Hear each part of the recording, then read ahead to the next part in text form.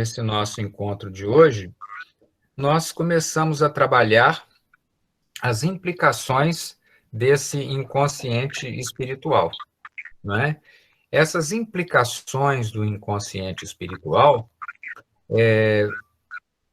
são aqueles aspectos que, sobretudo na nossa tradição ocidental, aparentemente ficaram muito comprometidos com a emergência da psicanálise. Então, questões como, por exemplo, o sentido, o propósito, questões como a consciência moral, não é? Essas questões, elas passam a ficar profundamente comprometidas. E nós vamos, além disso, além de mostrar essa novidade, que, de certa maneira, está em conexão com tudo aquilo que a gente já vinha vindo fazendo, não é? Nós vamos trabalhar um aspecto muito prático hoje com vocês. Eu acho que vai ser muito interessante, sobretudo na parte do nosso debate, na segunda parte desse nosso encontro. Por quê? Porque nós vamos ter a oportunidade de observar como é que a gente pode usar, de certa maneira, aquela mesma forma freudiana de compreender e construir o processo de interpretação dos sonhos, ou nas associações livres, para justificar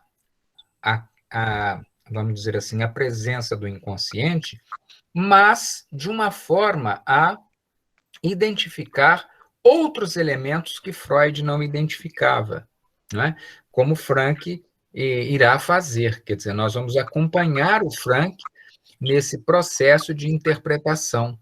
O texto que eu mandei para vocês é um exemplo prático das coisas que nós vamos tratar hoje nesse nosso encontro. Tá bem?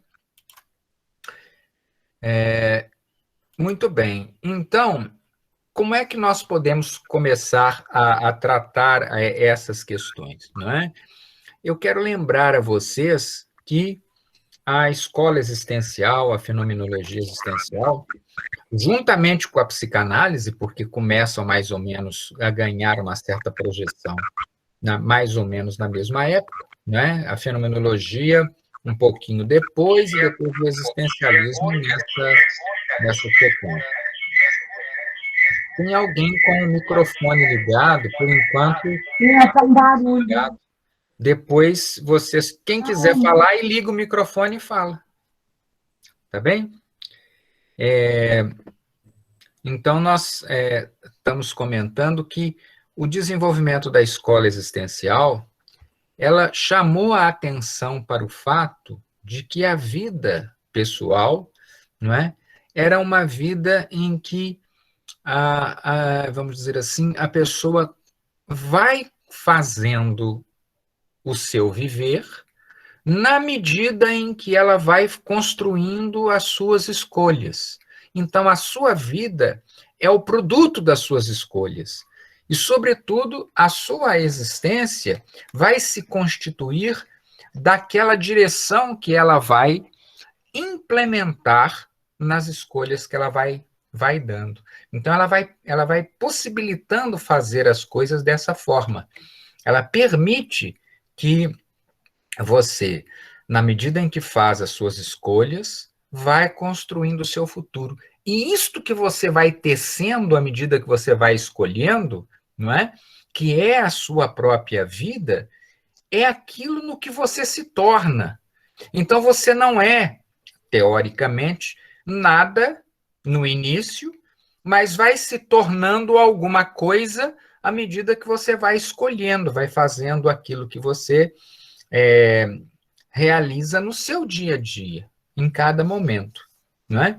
Então, deu-se um grande destaque a essa noção de que viver é esse ir se vivendo, esse fazer as coisas, esse ir fazendo, não é?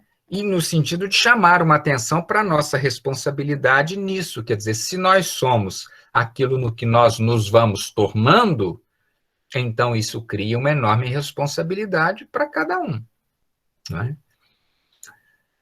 O Ortega nos dá um novo elemento nesse processo, não é? Ortega é uma espécie de fenomenólogo, muito próximo da escola existencial, embora ele ordinariamente seja considerado um ratio vitalista, muito mais do que propriamente um filósofo da escola da existência.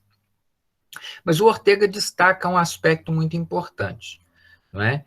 O Ortega destaca o fato de que esse processo que nós vamos vivendo de fazer as nossas escolhas no dia a dia, não é?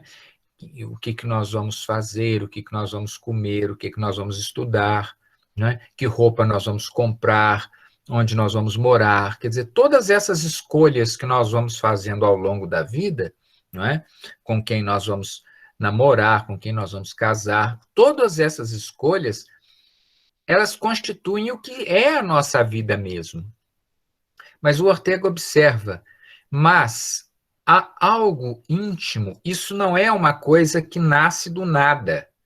Há algo íntimo que faz com que essas escolhas tenham um certo significado para mim.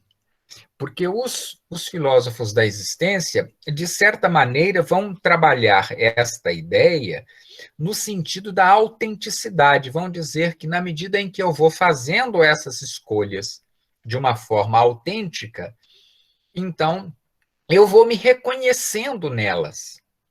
Ora, mas para que eu possa me reconhecer nessas escolhas, a gente precisa considerar, então, como lembra Ortega, que nós estamos, de certa forma, construindo escolhas que têm a ver com alguma coisa que nós temos no nosso íntimo. Essa alguma coisa que nós temos no nosso íntimo, Ortega denominava de núcleo íntimo. Então ele dizia, eu preciso ser fiel a esse meu núcleo mais íntimo, para que quando eu fizer as escolhas naquilo que eu vou me tornando, eu possa reconhecer que a vida que eu estou fazendo tem sentido e significado para mim, senão ela não terá. Entendem? Senão ela não terá. E o Frank vai nomear esse núcleo íntimo, não é? De inconsciente espiritual. Ele vai perceber que isso que o Ortega está chamando de núcleo íntimo é uma parte do inconsciente. Mas não é o inconsciente mencionado por Freud, mas uma parte do inconsciente que o Freud não menciona.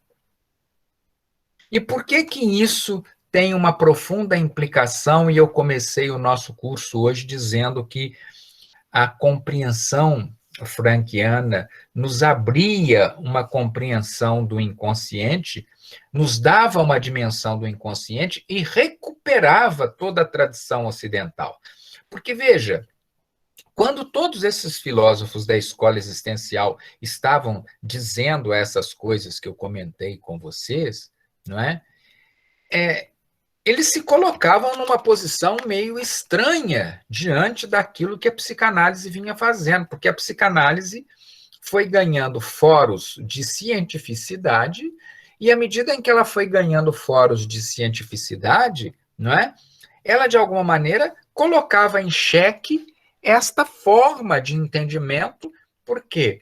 Porque as nossas escolhas não eram consideradas propriamente livres, mas elas eram apenas expressão de certas manifestações inconscientes, e nisso o Frank também concorda. O problema é que essas manifestações inconscientes para o Freud eram manifestações que, nós podíamos dizer assim, eram frutos de um instinto que havia sido reprimido em função da civilização, em função da construção da vida civilizada. A vida civilizada era incompatível com, vamos dizer assim, os primitivos desejos humanos, sobretudo ligados ao sexo e à agressividade.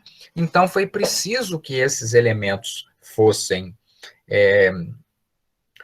reprimidos para que a gente pudesse ter a possibilidade de uma vida em sociedade. Isso é uma questão extremamente interessante, não é? Mas nos coloca em xeque com toda a tradição ocidental. Então, veja, os filósofos estão trabalhando nesse sentido. Eles estão trabalhando na mesmo sentido da nossa tradição, de que nós fazemos escolhas, de que essas escolhas são livres, de que essa liberdade precisa ser responsável, de que existe uma consciência moral, etc, etc. O que o freudismo foi colocando tudo isso em xeque. Entende? Porque até a própria consciência moral, para o Freud, nada mais é do que a internacionalização de certas interdições ao instinto. Então, são interdições ao instinto que nos levam até lá. Entende?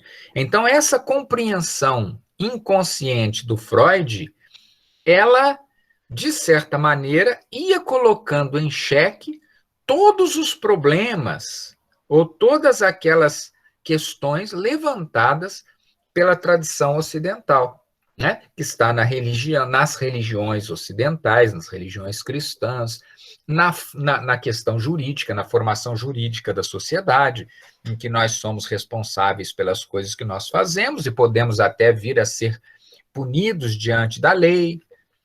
Você está entendendo? Então, nós temos todo esse processo que começa a ficar em xeque. E a compreensão do inconsciente do Frank, que nós já comentamos, na medida em que ela tem uma dimensão espiritual, e na medida em que essa dimensão espiritual, vamos dizer assim, é compatível, porque ela é na dimensão do espírito, ela é compatível com um comportamento livre, responsável, não é? Aberto à transcendência, etc. Então, nós temos agora uma compreensão do inconsciente que não choca mais com toda essa tradição. Pelo contrário, ela é capaz de compreender e incorporar toda essa tradição de religiosidade, de filosofia, jurídico, religiosa. Ela incorpora tudo isso que constituiu a estrutura da sociedade que nós fomos constituídos, a chamada sociedade ocidental cristã. Está ficando claro isso, gente? Porque na compreensão freudiana, o homem é uma espécie de macaco cuja repressão dos desejos sexuais permitiu o desenvolvimento da vida civilizada. Mas liberdade, de certa maneira, é uma ilusão. Vamos lá, alguém quer falar? Se alguém quiser fazer alguma pergunta, pode fazer, não tem problema não, tá? Bem, então eu quis apenas chamar a atenção de vocês para a importância que essa compreensão do Frank traz, porque ela abre um diálogo entre a psicanálise, porque ela não descarta, de certa maneira, todas as descobertas do Freud, ela não descarta, ela mantém, ela preserva aquilo que, vamos dizer assim, era feito e que foi apresentado como científico, mas ao mesmo tempo que ela preserva tudo isso, que ela dá essa possibilidade de preservar, ela abre espaço para um diálogo com a tradição ocidental, né? Ela abre espaço para isso. Por quê? Porque se ela não abrir esse espaço, nós vamos considerar como Freud, né? Então, que toda religião é uma forma de doença, não é?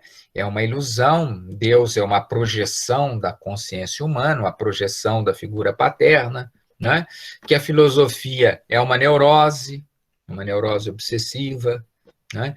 Que o pensamento lógico da filosofia é, portanto, algo que vem de uma forma obsessiva, que toda a parte cultural é apenas eu diria, uma sublimação dessas forças instintivas primitivas. Então, nós, com uma compreensão limitada do inconsciente como essa que Freud trouxe, ela vai dificultar bastante um diálogo com a nossa tradição ocidental.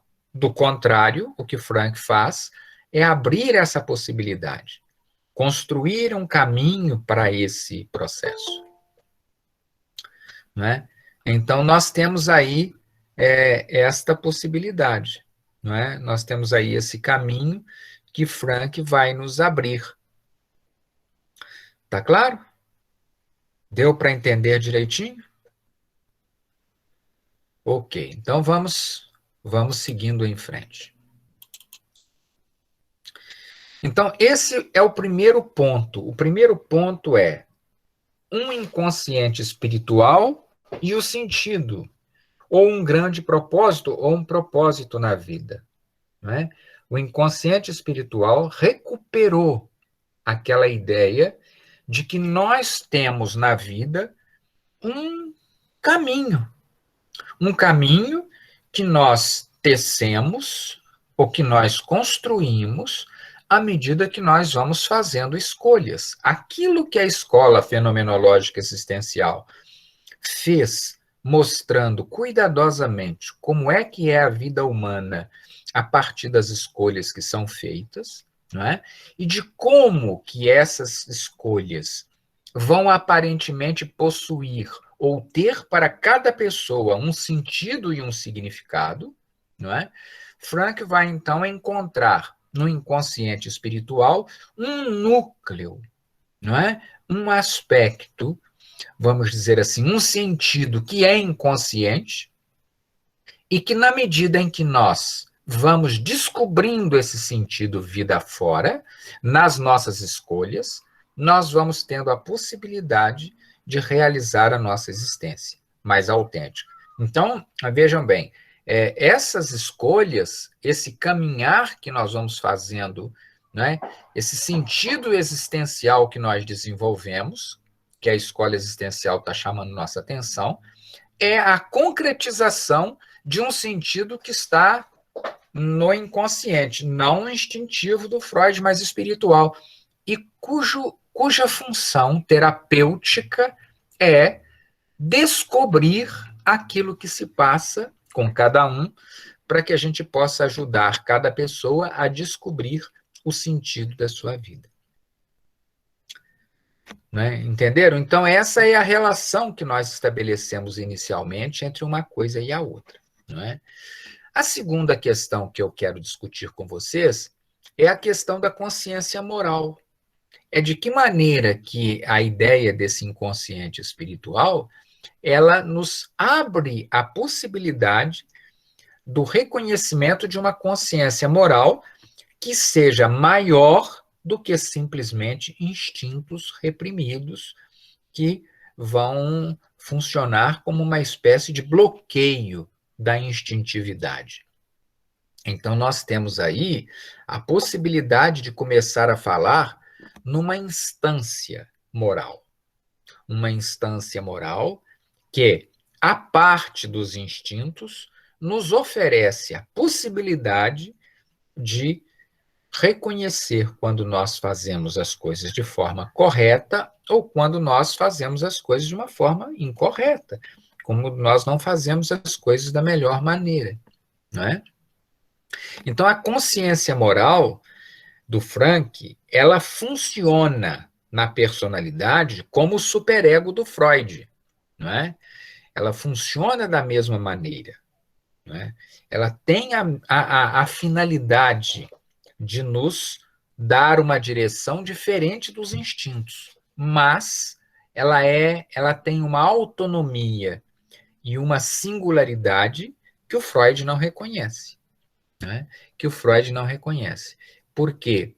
Porque essa consciência moral, tal como o Frank a pensa e trata dela como uma função do espírito, ela tem a possibilidade da liberdade. Então, quando eu estou diante de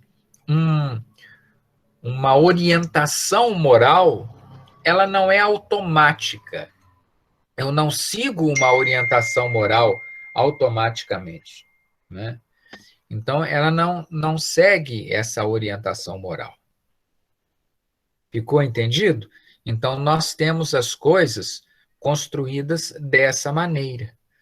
Não é? Nós temos uma consciência que permite que a gente entenda, né, de que maneira certos valores da sociedade acabam sendo aprendidos pela pessoa, mas diante dos quais ela pode construir de forma livre as escolhas que ela vai fazendo, e perante a qual ela se sente responsável. Então, quando eu, vamos dizer assim, faço alguma coisa, não é? E essa coisa não é tão boa, ou que eu sinto que não é uma coisa legal, não é? Eu estou, de certa maneira, me colocando diante de algo que não é o instinto básico que me estimulou a fazer uma determinada coisa. Entende? Então, ela é uma instância que é maior do que a minha própria ação. E se ela é uma instância maior do que a minha própria ação, ela não pode ser formada pelos meus instintos que eu trago dentro de mim. Quando eu sou responsável, né, lembra o Frank, eu sou sempre responsável diante de alguém. Eu não sou responsável diante de nada, e nem diante do mundo das coisas. Eu não sou responsável diante do meu telefone, eu não presto contas do que eu faço à porta da minha casa. Eu sou responsável diante de alguém, não é? Diante de uma pessoa, não é? Diante de uma pessoa humana, ou, no caso do Frank, até diante de Deus, mas que também é alguém, é uma pessoa. Então, eu quando sou responsável, explica o Frank, eu não sou responsável diante de nada, ou diante da minha consciência instintiva, diante dos meus instintos, porque isso não faria o menor sentido. Isso não nos permitiria caminhar nem ir para lugar nenhum. E pior ainda, a gente entenderia que todos os valores, tudo aquilo que a gente produz, não é, eram coisas que podiam ser reduzidas ao instinto. Eu lembro a vocês que eu tratei um exemplo disso, não é? Uma interpretação psicanalítica tradicional que vai interpretar certas obras de Goethe e vai explicar a obra literária de Goethe a partir, vamos dizer assim, da ejaculação precoce, né? De que justamente para poder dar conta desse processo inconsciente, ele desenvolveu a sua obra literária. Quer dizer, é reduzir demais o homem a determinados aspectos do seu instinto. Então, a possibilidade trazida por Frank nos dá esse caminhar mais amplo que nos permite trabalhar a ideia do sentido e a ideia de responsabilidade ou de uma consciência moral diante de quem nós somos responsáveis, não é? Dessa forma, Frank abre um espaço para que a gente possa entender que isto que nós vamos escolhendo na vida, dia a dia, não é algo aleatório, que vai acontecendo por acaso. A Marta escolhe ser dentista, né? A Cleonice escolheu ser psicóloga, e assim cada um vai fazendo as suas escolhas existenciais no trabalho e nos outros aspectos da vida, né? O Mauro é professor. Então, cada um vai construindo as suas escolhas e vai trabalhando essas suas escolhas de uma determinada maneira, mas isso não é arbitrário. Por isso é que eu, diante dessas escolhas, eu sinto se a minha vida parece boa ou não, se as coisas aparecem para mim como tendo valor ou não. Se elas não fossem algo que tenha a ver com a minha intimidade e, sobretudo, com a minha compreensão moral, não faria muito sentido eu dizer que a minha vida tem ou não tem sentido, tem ou não tem valor diante de mim mesmo, não é? Diante de mim mesmo. Então, esses são aspectos fundamentais que, de certa maneira, fazem parte desse pensamento do Frank, não é? E que nós podemos observar com inúmeras consequências práticas. Inúmeras consequências práticas. Porque, por exemplo, quando nós falamos que determinadas espécies, né, Há determinadas espécies gregárias onde, por exemplo, uma formiga se sacrifica pelo grupo, pode morrer pelo grupo, etc. Mas isso é um comportamento instintivo. Ela faz naturalmente isso quando o seu formigueiro está ameaçado, né? E isso acontece também com outras espécies gregárias, como as abelhas e tudo mais.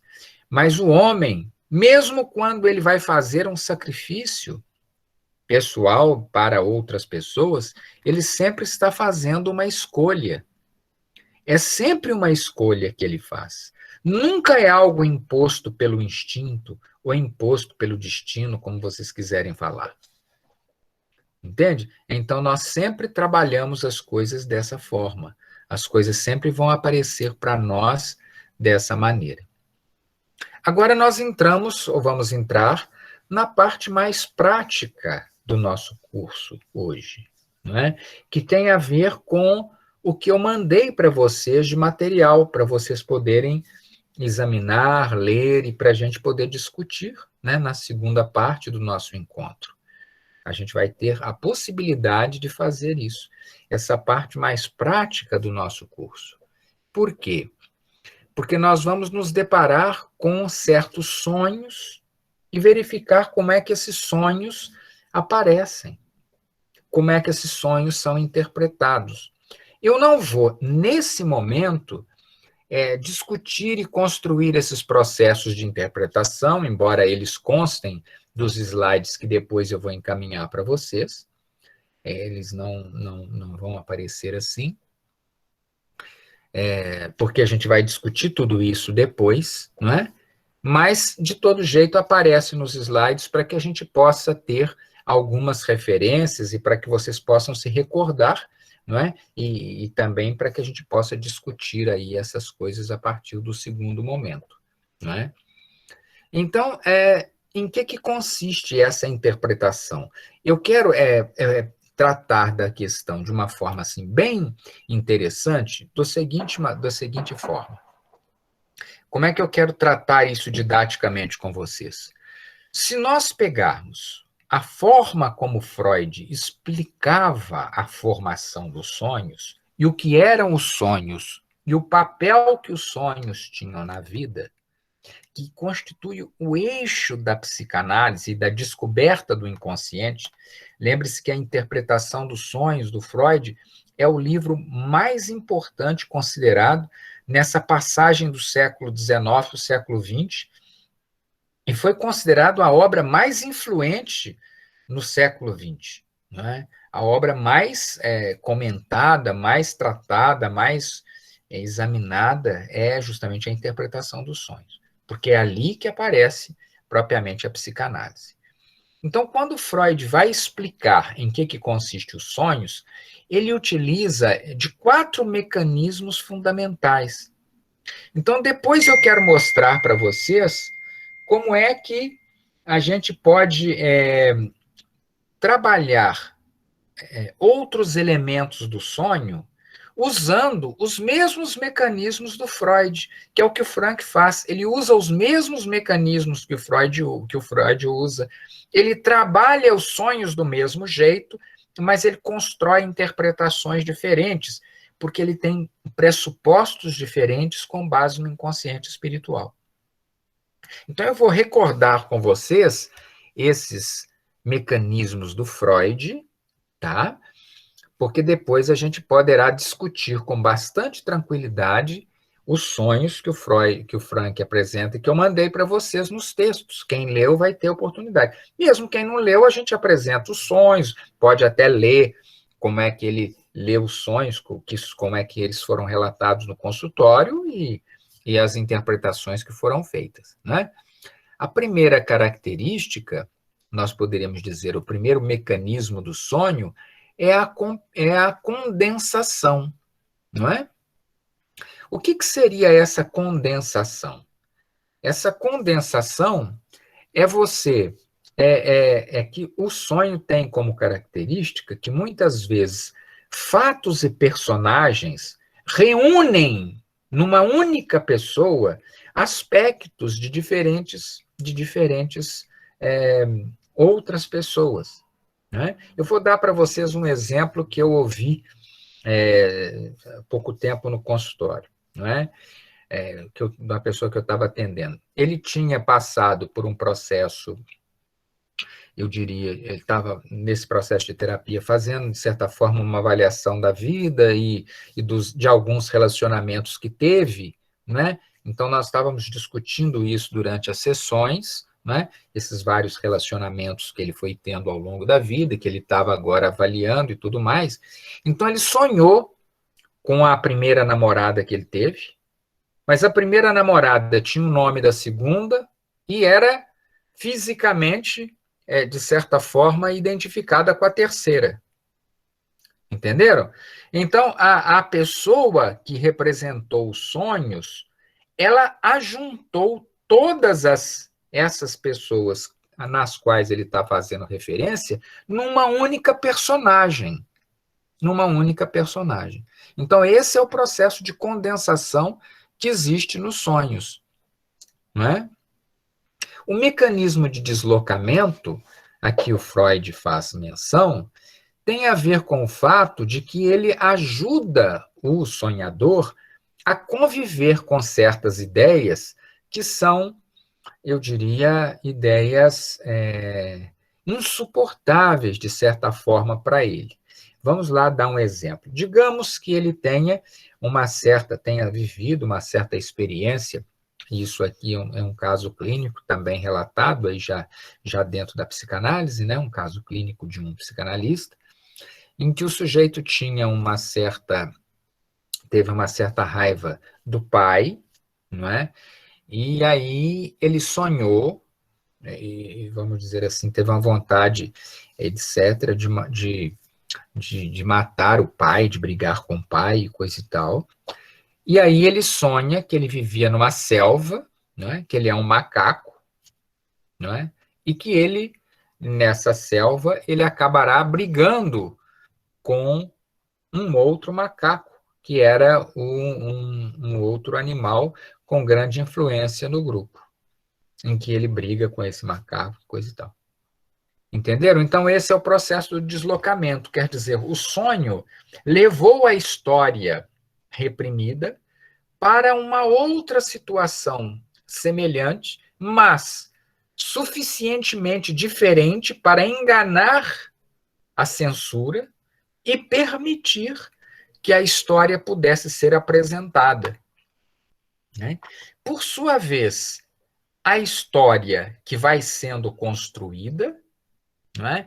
Todas essas histórias, quer dizer, quer aquela história primeira, em que eu mostrei o mecanismo da condensação, do sujeito se relacionando com as namoradas que ele teve, em que a personagem namorada dele agregava certos pontos de várias outras, quer esta história agora do deslocamento vamos dizer assim, para a selva, não é?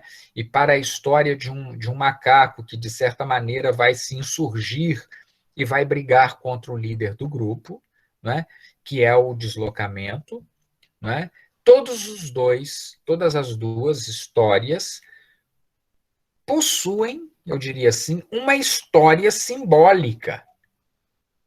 Uma história simbólica, quer dizer, não é a história verdadeira, tal como ela está sendo vivida no inconsciente, que ela vai aparecer ali no sonho. Porque quando isso acontece, a pessoa tem normalmente um pesadelo, se os seus temores aparecem e não são encobertos o suficiente para enganá-la, então ela vai acordar apavorada porque teve um pesadelo terrível, né? Então, o sonho é bem sucedido quando a história que é criada, quando a dramatização que é proposto, ela consegue enganar o sistema de censura, o superego. Então, ela engana porque ela conta a mesma história, mas ela conta com elementos capazes de enganar o censor. Entenderam? Então, tanto nos outros mecanismos, a história final que se serve é o quarto, considerado o quarto mecanismo, que é a dramatização ou a elaboração onírica. Entenderam? Então, esse é o ponto. Quer dizer, tanto na condensação quanto o exemplo do deslocamento, etc., todos eles têm uma história, e essa história que é constituída é o que o Freud chamava de dramatização. E o simbolismo, que é a grande descoberta. Maurício, Oi, pois não. repete aqui para mim, porque me ligaram o telefone, eu perdi. O sonho é bem sucedido quando o quê?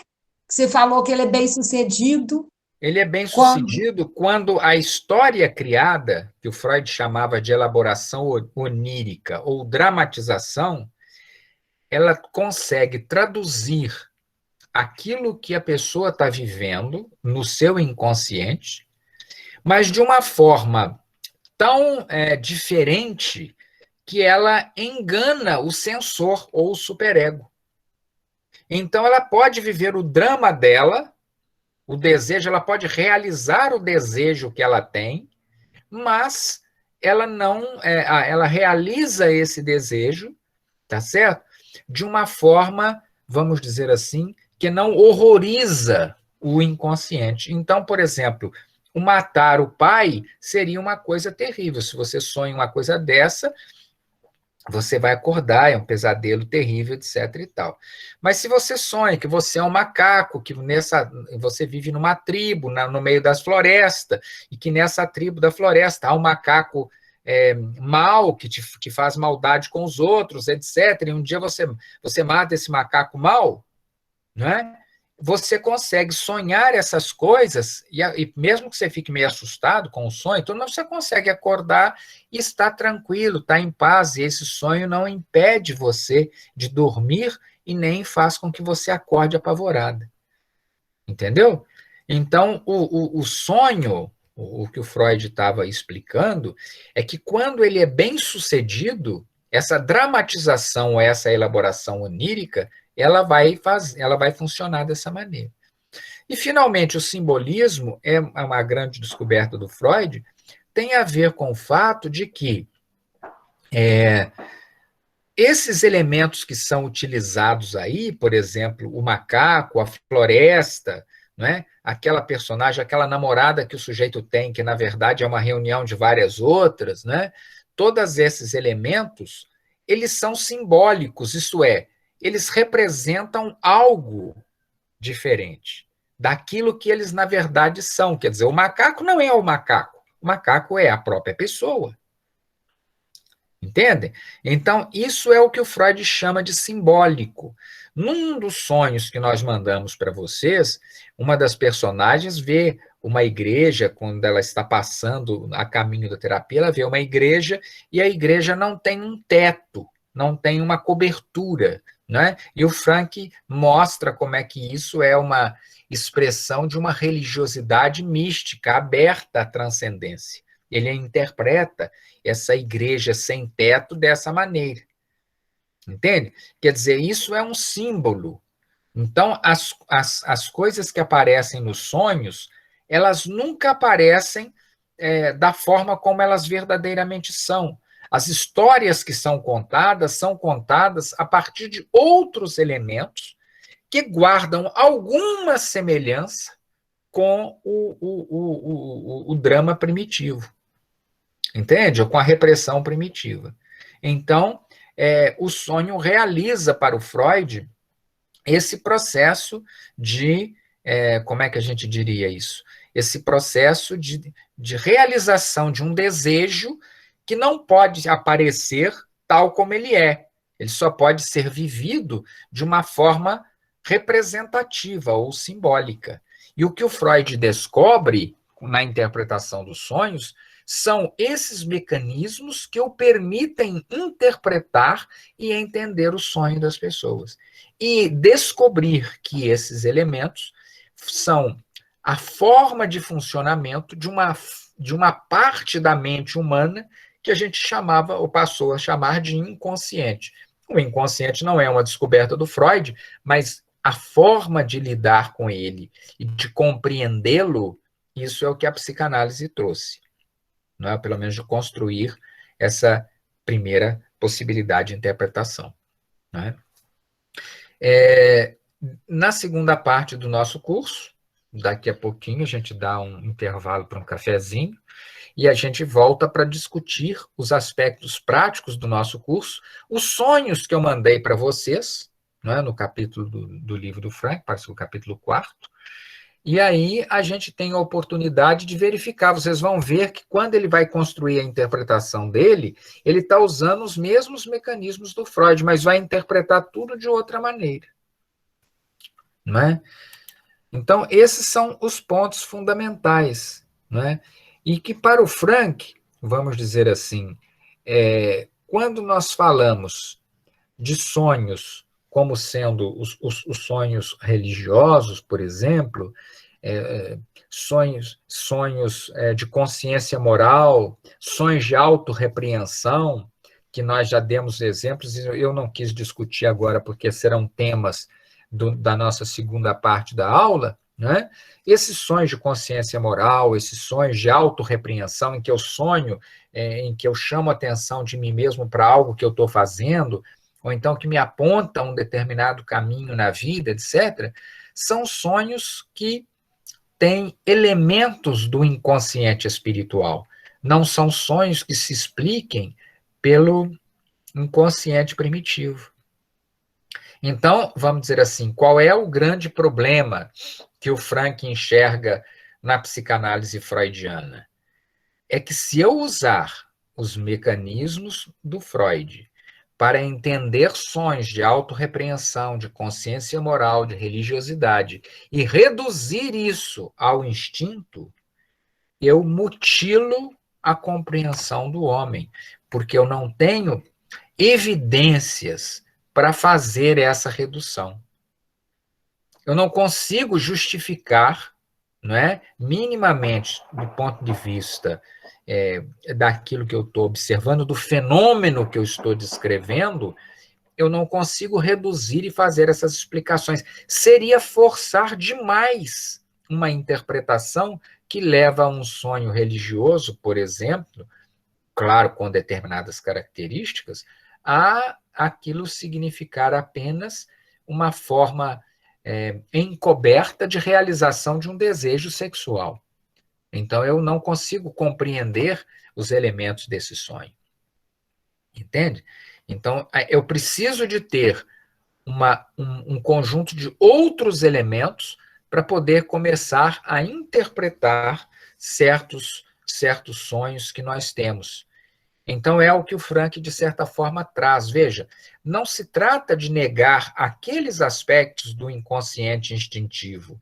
Os sonhos ligados à sexualidade, sonhos de repressão da sexualidade, continuam existindo, existem verdadeiramente, mas eles não são a totalidade dos sonhos.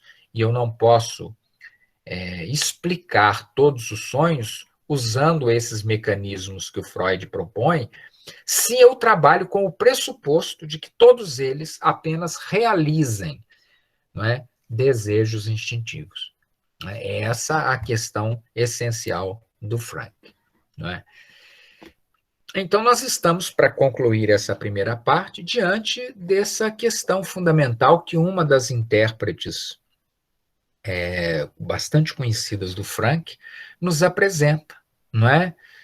Quando ela lembra, não é, que os sonhos revelam uma parte espiritual do inconsciente, não como um porão de quinquilharias e resquícios da memória humana, mas como um tesouro verdadeiramente escondido em cada um de nós, que nós podemos aprender a usar e que nós podemos, de fato, construir uma existência mais plena. Algo que, por exemplo, o Jung vai começando a perceber quando ele começa a falar da teoria do self e daquelas coisas dele. Mas é claro que o Frank tem uma certa discordância daquilo, porque ele vai considerar que para o Jung, aqueles elementos que aparecem nos sonhos são aspectos arquetípicos de um inconsciente primitivo e, portanto, eles são resquícios daquilo que a gente poderia dizer desse inconsciente instintivo. Então, o Frank vai dizer, fica inadequado o relato dessas coisas que o Jung está fazendo e está descobrindo. elas são fenômenos reais e legítimos, o que ele está descrevendo, mas ele não tem elementos para fazer isso, porque ele se mantém nos mesmos elementos na compreensão inconsciente do Freud. Não é? Então, considerando que essas questões dos sonhos, elas traduzem uma espécie de repressão, não é? Então nós nos colocamos diante da difícil tarefa de entender como é que se dá a repressão que constitui ou que forma esse inconsciente espiritual. A gente já teve oportunidade de comentar algumas coisas nesse sentido, mas na próxima vez que a gente se encontrar no curso, nós vamos aprofundar esses conhecimentos, nós vamos estudar de forma mais adequada esse processo que deu origem ao inconsciente espiritual. E na segunda parte do nosso encontro hoje, nessa parte mais prática, nós vamos fazer um exercício, a gente vai perceber como é que eu posso identificar a realidade do inconsciente espiritual nos sonhos que a gente mandou. Ok? Tranquilo, então? Alguma pergunta sobre isso? Ou podemos interromper agora? Eu vou interromper a gravação e aí a gente pode conversar à vontade, tá bom?